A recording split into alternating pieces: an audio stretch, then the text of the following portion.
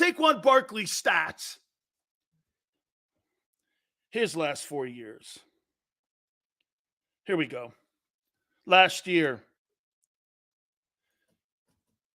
962, 1212, 593, and 34. Let's get back to Garry Cobb here. And Garry joins us here now. Garry, thanks a lot, my friend. I appreciate you reconnecting here.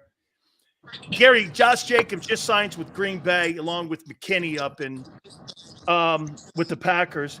And you were talking about Barkley. I want to throw something at you here. In the last 4 years of Saquon Barkley in New York, 962, 1312, 593, and 34 yards rushing. You believe that's a 1,500-yard back or a $15 million a year back? It's definitely not. It's not. The numbers aren't there.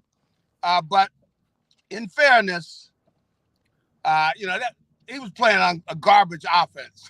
I mean, the line wasn't any good. Quarterback, really, he could run some, but he wasn't much of a quarterback. So, and he was injured too much. That's the big thing with him. I thought he was injured.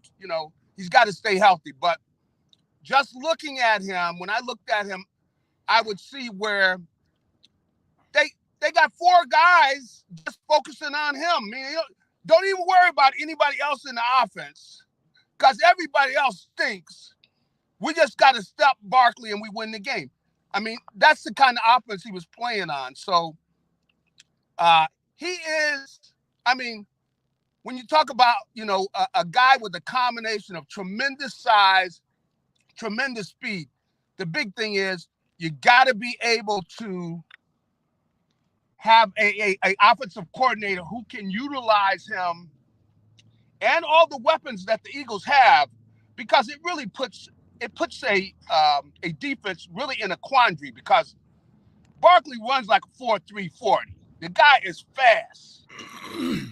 He stands about he probably weighs 220, 230, and he's a tough matchup.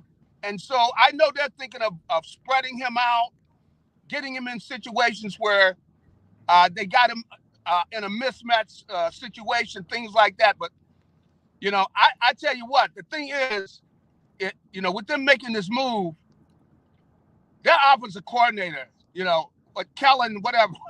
Kellen Moore. Hey, but Kellen Garry, Moore.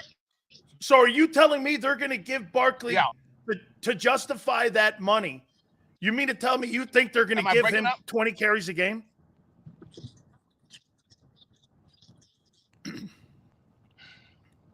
I'd say, 15 to 20, but they're also going to get the ball to him out in space. I think that's the main thing, is they would like to get him the ball out in situations where he's one-on-one. That's what they've got to do, because he can turn, the guy is so fast that if somebody misses an angle or whatever it is, the dude is gone. I mean, he does have that type of speed, scary speed of a running back.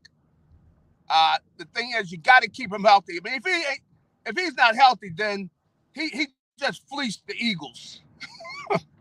But hey, but Garry, they are definitely, yeah.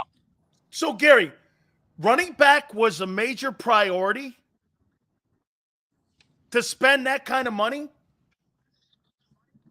Now that I'll tell you, I'm shocked by them doing this, because this wasn't not their formula.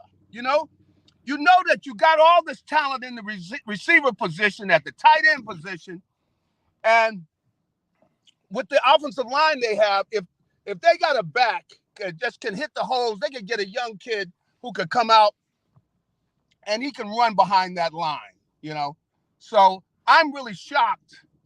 But if they're going to make the move, the thing they got to do, man, they've got to have an outstanding offensive coordinator, and he's got to come out with a knife in his hand, and every game he's going for the jugular. I mean, he's trying to put people away, and they got to have that kind of confidence in him, because the right offensive coordinator, with these weapons they have, that'll be tough. That'll be tough to stop. I'll tell you, they really, because I don't know who you're going to match up with Barkley. The dude he's a tough matchup. You already got tough matchups with A.J. Brown and Devontae Smith, and then, you also got Dallas Goedert. They got a lot of weapons, but the thing you got to do is you got to have a guy that can utilize these weapons. And but Garry, what about the defense? Well, I'll ask the same question. That's why I'm shocked. I'm going like, do you know something I don't know? Meaning, I thought that the priority was going to be making moves defensively to fill in some of the holes Garry, they got. You're asking this Huff guy now to be Reddick, and he's never been Reddick. Yeah. And they've got Reddick on the chopping block, and are even now shopping Sweat. I know. I'm trying to figure out, and the way it's looking, it looks like they really are going to go into the season with Zach Cunningham and Kobe Dean as their backers. I mean, what are you doing over there? I thought they were going to do something at the linebacker position. I mean, this is what I thought. I thought that they were going to be making more moves defensively because that's where I see the need. I mean, you got to do something at the running back position. But I'm shocked. I'll be honest with you, and so I'm just looking at it from a standpoint that they must be thinking about scoring a lot of points. And, I'm surprised that they make this move because it's really not their formula. It's not the formula that they've been using. And defensively, they got to know they got holes on that defense. You know what, though? You make a point right there, Garry. Since they've gone out of the box with Barkley, let's just put that to rest over there and go, okay, whether you like the deal or not. The one thing they did do is show you that they pivoted. They pivoted in thinking, could that be Patrick Queen? That potentially they could spend $18 million on that side of the ball and bring in a linebacker? Because, like you said, this is not their formula. Well, maybe there's been an organizational switch and a change where they're going to go, hey, we've got to sign a guy out here now. Because if you sign Queen, put him in the middle of the defense, you're automatically improved. Well,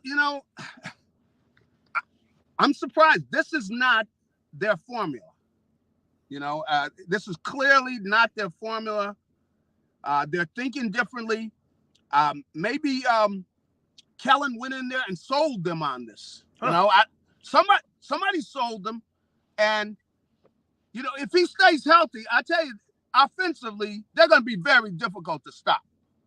I will say that. But, defensively, there are holes back there, Come on.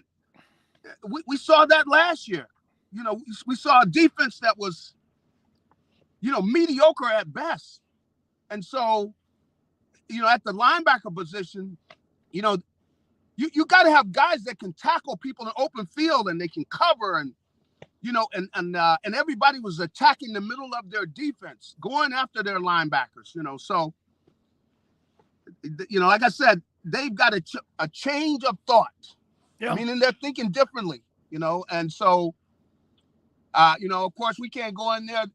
Even if we had a press conference, they're not going to give us their formula, but their formula is different than the one they've been utilizing because we never saw them do this with a running back. And even though I'll tell you, if he could stay healthy and they utilize him the right way, they should be able to score a lot of points because he really can put pressure on the defense, especially when they can't move everybody down in the box against him like they did when he was with the Giants.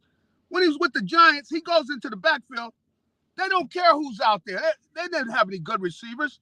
And then they got a quarterback can't get the ball to him. So everybody's stacked the box, stop Barkley. Who cares what else they have? And Garry, that's what he had to play against. And he won't be playing against that when he plays with the Eagles. Finally, am I right to say this about Fletcher Cox and his retirement? In 12 years, he's been spectacular. He'll go down as one of the greatest Eagle, not just defensive tackles, but players of all time. He's been a consummate pro. He's checked all the boxes. He's a borderline Hall of Famer. And if I had to put this, and and you are probably too, a little biased, that Jerome was probably the best talented defensive tackle in the Super Bowl era that the Eagles have ever had. But boy, I'll tell you what, he's in the conversation and he's in the room as truly one of the best. And probably the reason you may side with Fletcher is because of longevity. Yeah. Jerome was obviously cut short, and I'm biased. So just somebody, you played with Jerome. I played with Jerome. You played with him in Philly. Am I off base with that by putting him in that conversation with Jerome? I think you'd have to. I've seen Fletcher, be very dominant. I mean, and when they made their run to the Super Bowl, I mean, he was dominant. The year before that, he has been consistent, and even last year, you saw him have a very good year. At the end of his career, so I think has played well enough that he's going to be under serious consideration to be a Hall of Famer. He's going to be definitely, you have to recognize him as one of the best defensive tackles the Eagles have ever had. And because he could take over a game, and that's the thing when you got a player who teams are going to come in and they're going to try to double team him all the time because the guy can take over a game. And I saw him do that numerous times where he just was unblockable. He just, it was living in the other team's backfield. He was causing turnovers. And so, I take my hat off to him. And then the thing that I will give him a lot of credit for is that he grew into a leader, talking to some of the young guys, kicking them up their butt when they need to be kicked up their butt.